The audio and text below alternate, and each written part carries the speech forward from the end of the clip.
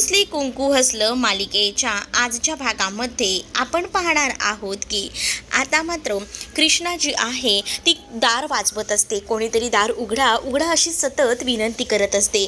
जेव्हा ती दार ठोठवते ना तेव्हा आतमधून दार थोडंसं हलत असतं. मग ती विचार करते की हे दार उघडणार आहे, पण आजूबाजूला आवाज देऊनही कोणीच बाहेर न आल्यामुळे तिला आता समजून जातं की बाहेर कोणीच नाही आहे. पण तेव्हाच ना तिथे असणारा फावडा तिला दिसतो. त्या गोष्टीने आपण हा दार उघडू शकतो ही तिला आता समजलेलं असतं आणि त्यामुळेच ना आता त्याच्या बाजूला एक कुऱ्हाड असते. कुऱ्हाड हातात घेते आणि ती त्या दारामध्ये जोरात घालून प्रेस करत असते, जेणेकरून जी फट आहे त्या फटीमध्ये जर आपण ही कुऱ्हाड घातली तर नक्कीच आहे ना आपण हे दार उघडू शकतो हे माहिती होतं. कारण हे शेवटी गावातली मुलगी आहे आणि कृष्णा हे सगळं काही एकदम बेहतर करत असते. म्हणजेच आता जेव्हा ती कडी उघडते तेव्हा मात्र आता कृष्णा तिकडनं मुकाट बाहेर येते. दुसरीकडे दुष्यंतने खूप चांगलं आयोजन केलेलं असतं भावी सरपंच होळीच्या कार्यक्रमाचं. त्याच वेळेला तिकडे येऊनच बाजा ही भाषण देत असते. त्या बाजाच्या भाषणामध्ये आता ती हेही म्हणते की या सगळ्यामध्ये ना मी कोणताही विचारही केला नाही, पण आज मी तुम्हा सगळ्यांना सांगते की मी ना माझ्या मुलासाठी ज्या पद्धतीने ठरवलं होतं अनाडी मुलगी आणायची, अगदी तशीच अनपढ मुलगी मी माझ्या घरात आणली. का तर गावचा विचार करूनच. बघितलं ना माझं मन किती मोठं आहे, त्यामुळे मला एवढंच म्हणायचं आहे की तुमचंसुद्धा मी कधीही नुकसान होऊ देणार नाही, तुमचंसुद्धा सगळ्यांचं भलंच करेन. जर मी माझ्या मुलाचं आयुष्य असं वेटीस धरून काही करत असेल तर तुम्हीही माझ्यावर विश्वास ठेवा, असंही गावकऱ्यांना आता बाजा सांगत असते. दुसरीकडे मात्र आता कृष्णा जी आहे ती आता धावत पळत येत असते, पण तिला ना आता चक्करही येत असते. तरीसुद्धा ती आता मागचा पुढचा विचार करत नाही, पटकन ती धावत तिथपर्यंत येत असते. तिला आता काही झालं तरीसुद्धा त्या प्रोग्राममध्ये पोचायचं होतं. होळीला पूर्णपणे आग लागायच्या आधीच तिला तिथे पोचायचं होतं, जेणेकरून तिला आता जे हवं आहे ते साध्य करता येईल. दुसरीकडे आता हे भाषण तर सुरूच असतं. ते भाषण सुरू असतानाच आता इथे मात्र बाजा सांगत असते की तुम्ही सगळ्यांनी माझं काम तर बघितलंच आहे. इतकी वर्ष मी कोणत्याही कामामध्ये कमी पडत नाही, त्यामुळे मला काम चोख करायला आवडतं. त्यामुळे तुम्हीच मला या वेळेला सुद्धा निवडून आणून द्याल हेही मी मागते, असंही तिनं आता म्हटलेलं असतं. जेव्हा या सगळ्या गोष्टी सांगितल्या जातात ना तेव्हा मात्र आता दुष्यंत पुन्हा एकदा स्टेजवर येतो आणि आता तो म्हणत असतो की इथे गावातली काही मुले येणार आहेत आणि आता नाटक सादर करून दाखवणार आहेत, त्यामुळे सगळेजण एकत्र थांबा. आपण आता हे नाटकाचा सुद्धा आनंद घेऊ. या नाटकामध्ये सुद्धा बऱ्याच अशा गोष्टी आहेत ज्या तुमच्या समोर आज येणार आहेत, असंही आता दुष्यंत म्हणतो. नाटक काय असतं हे दुष्यंतला माहिती नसतं, पण गावातल्याच काहीच मुलांनी हे नाटक करायचं हे ठरवलेलं असतं. हे सुद्धा कृष्णाच्या सांगण्यावर ना कृष्णाने आधीच त्या मुलांना सगळं तयार करून ठेवलेलं असतं आणि त्यामुळेच ती लोक सुद्धा एकदम तत्परतेनं तिथं आलेली असतात. दुसरीकडे मात्र आता पाहायला मिळतं कृष्णाला अंगामध्ये ताकद नसली तरीसुद्धा तिथे जावं लागणार असतं, कारण तिथे पोचल्यानंतरच खऱ्या नाटकाचा पर्दाफाश होणार असतो आणि त्यासाठी धावपळ आता कृष्णाची सुरू असते. कृष्णा आता धावपळ करतच चाललेली असते, कारण कृष्णाला आता लवकरात लवकर तिथे पोचायचं असतं. तर तिथे पहिल्यांदा समर पोचलेला असतो, कारण नाटकाच्या त्या सगळ्या मुलांमध्ये समरसुद्धा सामील असतो. समर ढोल वगैरे वाजवतच तिथे आलेला असतो. समरला तिथे कोणीच ओळखत नसतं कृष्णा खेरी. कृष्णा आता तिथे नसते, म्हणूनच समरसुद्धा आता विचार करत असतो की हे सगळं नाटक आमचं कसं पूर्ण पार पडेल. पण त्याच वेळेला ना हे नाटक पूर्णपणे ना पार पडायला कृष्णा तिथे येतच असते. दुसरीकडे आता मुद्दामून बायजाना ही आढळरावांच्या जखमेवर मीठ चोळत असते. म्हणजेच आढळरावांना ती म्हणत असते की बघितलं का, आता हे नाटक आहे ना एकदम शांतपणाने बघा, नाहीतर ह्या नाटकात सुद्धा काहीतरी गोंधळ घालत बसाल. तर त्यावर आढळराव चिडत असतात, पण मुद्दामून बायजा जी आहे ना ती आता त्यांना चिडवायचं काम करत असते. मग आढळरावही म्हणतात की मी हे नाटक बघतोच आहे, पण तुझी नाटकं ना ही आता थांबव. मग हे सगळं वाक्य दुष्यंतने ऐकलेलं असतं, म्हणून दुष्यंत आता लगेच बोलत असतो की आई तू कोणत्या माणसाला सांगतेस, सोड ना, कशाला इतका विचार करतेस, असं बोलूनच आता तो बायजाला थांबवत असतो आणि मग तिथे काय आता नाटक सुरू होणारच असतं आणि सगळ्यांचंच लक्ष स्टेजवर असणाऱ्या मुलांकडे असतं. अडयराव मात्र विचार करत असतात की पोर कृष्णा कुठे राहिली, ती या वेळेला असायला हवी होती. पण त्यातच मागून ना कृष्णाची एंट्री झालेली असते. कृष्णाला आता आलेलं बघूनच ना इकडे मात्र आता खूपच जास्त आनंद झालेला असतो आणि कृष्णा आलेली बघून दुष्यंत खुश होतो आणि समरसुद्धा. आणि आता त्यांचा प्लॅन सक्सेस होणार हे तर आता फायनली त्याला समजलेलं असतं. पण बायजा मात्र घाबरलेली असते, कारण बायजानेच तर कृष्णाला किडनॅप करून ठेवलेलं होतं. आणि जेव्हा ती समोर पाहते ना तेव्हा मात्र आता तिला धक्का बसतो. ती विचार करते की हे सगळं काय आहे. तिने असा स्वप्नातही विचार केला नव्हता की आता कृष्णा इथून सुटून येईल, पण आता कृष्णा ही सगळं सुटून भेटून आलेली असते आणि त्यामुळेच बायजा खूप जास्त घाबरलेली असते. बायजा आता विचार करत असते की कृष्णा नेमकं काय करणार आहे. कृष्णा थेट स्टेजवर जाते आणि ती स्वतःच आता माईकवर भाषण करू लागते. पोवाडा गायचं काम ना कृष्णा करत असते आणि कृष्णाच्या मागे ती मुलं जी नाटकात सहभागी झालेली आहेत ते. कृष्णाने आता सगळं चित्र पूर्वीपासून ते आतापर्यंत उभं केलेलं असतं, कारण तिला आता सगळ्या गावातल्यांना दाखवून द्यायचं असतं की बायजाचं खरं रूप काय आहे आणि सोबत दुष्यंतला सुद्धा. आणि त्यामुळेच ना ती पहिल्यापासून सुरुवात करते. म्हणजेच बायजा गावची राजमाता होती. सगळेच जण तिला राजमाता म्हणून म्हणायचे, पण या राजमातेच्या मागे सुद्धा एक क्रूर चेहरा लपलेला होता जो कोणालाही माहिती नव्हता. असं काहीसं पोवाड्यात ती बोलत असते. बायजा तर ऐकतच राहते. तिला काहीसं वाटत असतं की हे नाटक नक्कीच आपल्यावर सादर केलेलं आहे. मग त्यावेळेला मैनावती सुद्धा बायजाला म्हणत असते की बघा आता ही पोर तर इथं आली आहे, आता बघा ही काय काय म्हणेल ती. मग आता बायजा थोडीशी घाबरलेली असते, पण कृष्णाने सुद्धा तिचा ताल सूर काही सोडलेला नसतो, कारण तिला आता सगळं सत्य दुष्यंतच्या समोर आणायचं होतं. आज होळीचाच तो मुहूर्त होता आणि दिवसही उलटून गेलेले होते आणि ते दिवस आता जसे सांगितले तसेच ते आता पूर्णही झालेले होते आणि त्यामुळेच आता हा खरा चेहरा आणायचा होता. त्यामुळे आता कृष्णा बोलत असतानाच म्हणते की राजमाता गावकऱ्यांची सेवा करायची, गावकऱ्यांना असं दाखवायची की त्यांच्या पाठीशी उभी आहे. पण त्या राजमातेचा काळा चेहरा, क्रूर चेहरा कोणत्या जनतेला माहीत नव्हता. त्याबरोबर मागे असणारी नाटकातील मुलंसुद्धा आता त्या गाण्याला ताल धरत असतात. हो रे जी जी जी जी जी अशी काहीशी चाल असते. अगदी पोवाडा जसा असतो ना अगदी तसंच काहीसं त्यांचं सुरू असतं. नंतर आता कृष्णा हेही म्हणून दाखवते की या राजमातेच्या समोर एक शेतकऱ्याची कन्या आली. म्हणजेच ती कृष्णा, खुद्द कृष्णा ही स्वतःबद्दल बोलत असते. म्हणजेच त्या शेतकरी कन्येला या राजमातेचा काही व्यवहार पटत नव्हता, तरीसुद्धा त्या राजमातेने या सगळ्यामध्ये त्या बाईला विरोध केला. पण त्यामध्ये सुद्धा ती शेतकरी कन्या मागे हटली नाही. ती एकटीच या गावामध्ये सगळ्या बायकांच्या वर पुरून उरत होती. त्या बायजाला सुद्धा पुरून होत होती. राजमाता जी आहे ती या सगळ्यामध्ये शांत होती, कारण राजमातेला माहिती होतं की या शेतकरी कन्यासमोर तिचा काही लिलाव लागणार नाही आणि शेतकरी कन्येने आपला विजय होता तो ठाम मिळवला असंही आता कृष्णा म्हणत असते. आणि त्यावेळेला आता बायजाला तो प्रसंग आठवतो ज्यावेळेला कृष्णा ही तिच्या विरोधात उभी राहिली होती आणि त्यावेळेचा तो प्रसंग आठवूनच ना आता खूपच जास्त त्रास तिला होऊ लागलेला असतो, कारण तिला आता कळून चुकलेलं असतं की हे सगळं काही आपल्याबद्दल बोललं जात आहे, आपल्याबद्दल हे सगळं काही केलं जात आहे. या सगळ्या गोष्टी आता कळून चुकलेल्या असतात आणि त्यामुळेच ना आता खूपच भीती जी आहे ती आता वाटू लागलेली असते. आणि जेव्हा ह्या सगळ्या गोष्टी होतात तेव्हा मात्र आता नाटकातली मुलंसुद्धा असतात ना ती आपले एक एक करून काम करत असतात, कारण त्यांना आता हे काम एकदम परफेक्ट असं करायचं असतं. नाटकातली मुलं जेव्हा हे काम परफेक्ट असं करत असतात ना तेव्हा मात्र आता एक एक करून सगळं दुष्यंत ऐकत असतो. दुष्यंतला आता कुठेतरी वाटत असतं की हे सगळं काही आपल्याच बाबतीत घडलेलं आहे का, ह्या सगळ्या गोष्टीचा सुद्धा आता त्याला प्रत्यय आलेला असतो. म्हणूनच आता दुष्यंत ह्या सगळ्या गोष्टी ऐकतच राहतो. तर पुढे मात्र आता पाहायला मिळत असतं की कृष्णाने आता हे सुद्धा या सगळ्यामध्ये मांडलेलं असतं की खरं तर ना राजमातेने आता शेतकऱ्याचीच मुलगी ह्या घरात सून म्हणून आणायचं ठरवलं आणि आपल्या मुलासोबत चांगला शिकलेला मुलगा त्याच्यासमोर उभं केलं. जबरदस्तीचं लग्न का असू द्या, पण हे लग्न त्यावेळेला राजमातेने केलं, पण राजमातेला ही सूनसुद्धा मान्य नव्हती. हे सुद्धा आता कृष्णा बोलून दाखवते आणि तसं चित्र उभं करते. आणि आता कृष्णा आणि दुष्यंतचं चित्र उभं करत असतानाच ते जी मुलं असतात ते दोघे एकमेकांना हार घालतात.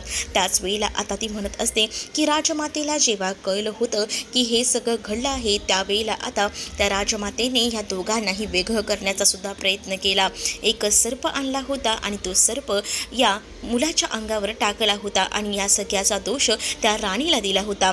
राजाच्या त्या राणीला त्रास व्हायला हवा, ह्या दोघांच्यात भांडणं व्हायला हवीत, यासाठी हे सगळं काही केलेलं होतं असं देखील कृष्णा आता त्या पोवाड्यातून बोलून दाखवते.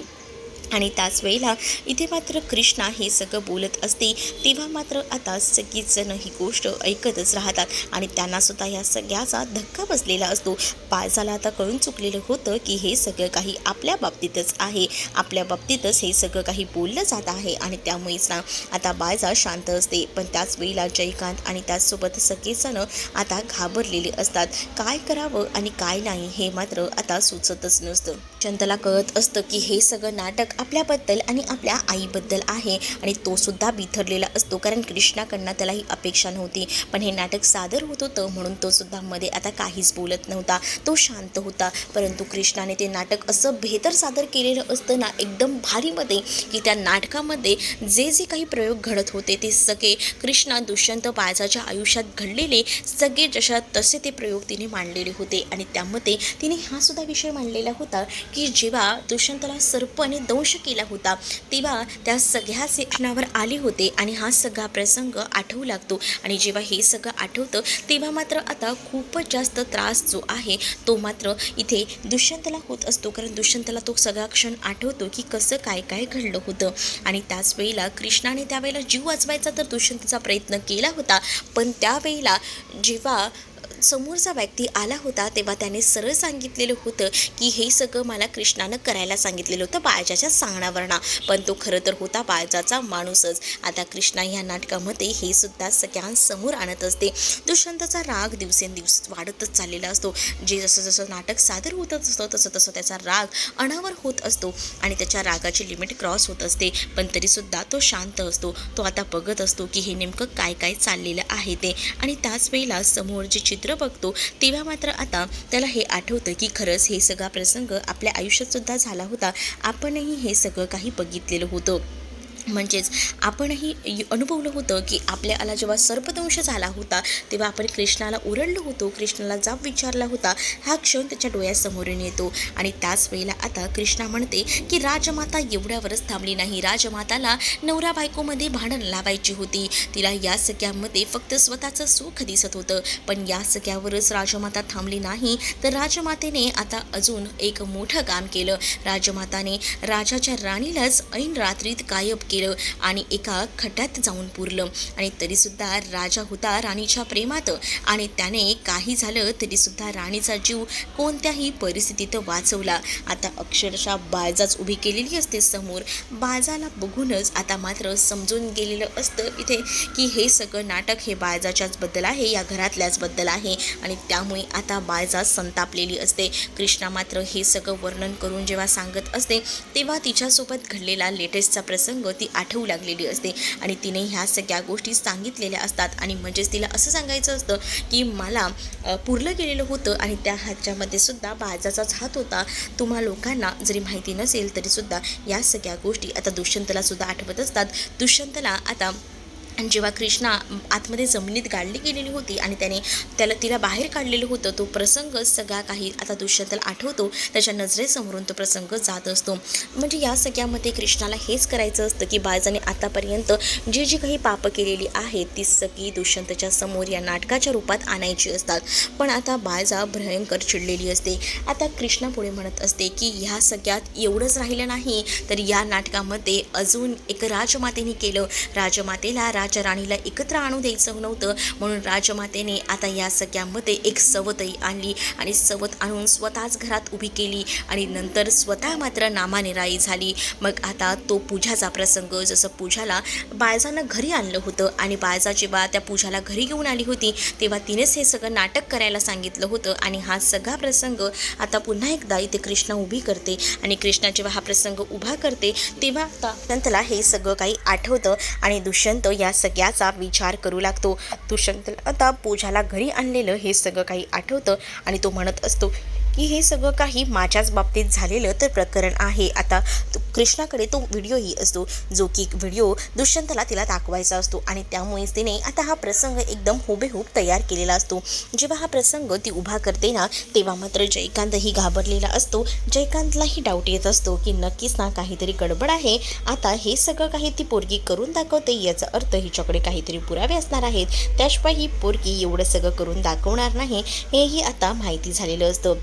अडळराव जे आहेत ते मात्र आता बाळजाला सांगत असतात की आता कुठे उठून जाऊ नकोस, कारण बाळजा ते सगळं नाटक बघून उठून जात असते. पण त्याच वेळेला त्याला अडळराव थांबवतात. अडळराव म्हणतात की हे सगळं तुझ्या बाबतीत घडतंय हे तुला माहिती, मला माहिती, पण गावकऱ्यांना अजून माहीत नाही आहे. पण तू जर या नाटकातून वर्षी उठून गेलीस तर गावकऱ्यांना 100% डाऊट येईल की हे सगळं काही तुझ्यामुळेच आहे, म्हणजे हे सगळं तुझ्यामुळेच घडत आहे हे सुद्धा गावकऱ्यांना समजेल. त्यामुळे कुठेही न जाता तू इथेच थांब असं देखील अडळराव मुद्दामूनच तिला बोलत असतात. अडळरावाने आता हे सगळं म्हटल्याबरोबर आता मात्र बाळजाला तिथे थांबण्या वाचून काही पर्याय उरलेला नसतो. बाळजा आता शांतपणे उभी असते तर कृष्णा मात्र आता जे काही आहे ते व्यवस्थितपणे मांडते. आणि जेव्हा कृष्णा या सगळ्या गोष्टी व्यवस्थित मांडते ना तेव्हा मात्र आता कृष्णाने एकूण एक चित्र उभं केलेलं असतं जे की तिच्या आयुष्यामध्ये घडलेल्या सगळ्या गोष्टी तिनं आता मांडून दाखवलेले असतात. आणि हे सगळं बघून दुष्यंतला आता राग अनावर झालेला असतो. दुष्यंतला कळत असतं की हे सगळं बहुतेक आपल्याबद्दलच केलं जात आहे, म्हणून दुष्यंत आता रडत असतो. अक्षरशः त्याच्या डोळ्यातनं पाणी येत असतं, कारण त्याच्या आईचा झालेला अपमान आणि या सगळ्या गोष्टी त्याला सहन होत नसतात. म्हणूनच तो आता शांत बसलेला असतो. पण या सगळ्या गोष्टी मुद्दामूनच घडत आहेत ह्या सगळ्या आठवणीसुद्धा आता समजत असतात. गावकरी आता म्हणत असतात की अशा बाईला या गावात थारा नाही, अशा बाईला आता आपण उभंही करायचं नाही असं गावकरी एकच कांगावा करून बोलत असतात. त्यावेळेला कृष्णाला एकदम बरं वाटत असतं की चला फायनली आपल्या बाजूने सगळीजण उभी राहिलेली आहेत आणि त्यामुळे आता ती सुद्धा खूपच जास्त खुश असते. गावकऱ्यांनी आता अक्षरशः बाळजाला वाईट टाकायचंच ठरवलेलं असतं, पण त्यांना हे माहिती नसतं की हे सगळं बाळजाने केलेलं आहे. फक्त ते विरोधात उभे असतात आणि त्यामुळेच आता पुढील भागामध्ये पाहायला मिळतं होळीला तर आग लागलेली असते, पण आता कृष्णा म्हणत असते की अजून तुम्हाला तर खरं रूप तुमच्या आईचं कळलेलंच नाही आहे. मग आता बाळजा जी आहे ती रडून रडून धिंगाणा घालत असते. निदान अगं तू तुझ्या संसाराचा तरी विचार करायचा होतास. हे सगळं चित्र उभं करायच्या आधी तुला असं वाटलं असेल की या सगळ्या गोष्टींमध्ये तुझं जिंकल्यासारखं वाटत असेल, पण या सगळ्यामध्ये तुझ्या नवऱ्याचा विचार करायचा होतास असंही काहीसं आता म्हटलं जात असतं. पण त्याच वेळेला जेव्हा हे सगळं रडत रडत करत बोलत असते बाळजा तेव्हा कृष्णाही म्हणत असते की मला माझ्या संसाराची काळजी आहे आणि मला हेच बघायचं आहे की आता माझा संसार कसा टिकतो ते, आणि म्हणूनच आता मी तुम्हाला ते सगळं काही सांगते. आणि त्याच वेळेला आता ती समोर उभी राहते आणि समोर उभी राहिलेलेच असताना ती आता रडत रडतच सांगत असते की तुम्हाला माझ्यावर विश्वास ठेवायचा आहे, नाही तर नका ठेवू, पण मी तुमच्या समोर आता पुरावे आणते. आणि त्याच वेळेला आता सगळे पुरावे आणलेले असतात. सर्पदंश करायला सांगितलेला तो माणूस, त्यासोबत जी गावातली जी मुलगी असते जिची साडी गावात चोरी करायला सांगितलेली असते दागिन्यांची, त्या मुलीला सुद्धा आणलेलं असतं. आणि त्याचसोबत आता ज्या माणसाने पुरून ठेवलेलं असतं ना कृष्णाला, त्या माणसाला सुद्धा बोलवलेलं असतं. आणि आता तो सगळं येऊन सगळ्याचा खुलासा करतो. ते सुद्धा दुष्यंतच्या समोरच. आता दुष्यंतच्या समोर सगळ्याचा खुलासा होतो. तेव्हा आता कृष्णाच्या मोबाईलमध्ये जो व्हिडिओ असतो पूजा, बाळजा आणि सावित्रीचा, तो व्हिडिओ सुद्धा आता कृष्णा प्ले करते. कृष्णा जेव्हा तो व्हिडिओ दाखवू लागते ना तेव्हा मात्र आता दुष्यंत खूप जास्त बिथरलेला असतो, कारण आता अक्षरशः बाळजाचं खरं रूप समोर आलेलं असतं. बाळजाचं खरं रूप जेव्हा आता दुष्यंतच्या समोर येतंय तेव्हा आता तो काय स्टँड घेतो हे सुद्धा इंटरेस्टिंग असणार आहे. बाळजा ही खूप जास्त घाबरलेली असते. बाळजाला माहिती असतं की कृष्णाकडे तो व्हिडिओ नाही आहे, कृष्णाकडे मोबाईलच नाही आहे, तर ती व्हिडिओ कुठून सादर करणार. परंतु आता बाळजा स्वतः तिथे असते आणि तो व्हिडिओ बघूनच आता मात्र दुष्यंत हादरलेला असतो. त्या व्हिडिओमध्ये बाळजाने सरळ सांगितलेलं असतं की तुलाच मी या घरात आणलं होतं आणि हे सगळं काम करून घेतलं. आणि ह्या सगळ्या गोष्टी जेव्हा आता इथे सगळ्यांसमोर दाखवल्या जातात तेव्हा सगळीजण हादरलेली असतात. परंतु कृष्णाने यावेळेला एकदम एकावर एक सिक्सरच मारलेली असतात. तर तुम्हाला हा भाग कसा वाटलाय कमेंटमध्ये नक्कीच सांगा. आणि अशाच नवनवीन भागांसाठी आपल्या चॅनलला सबस्क्राईब करायला विसरू नका. चला तर मग भेटूया पुढच्या भागामध्ये. तोपर्यंत टाटा बाय.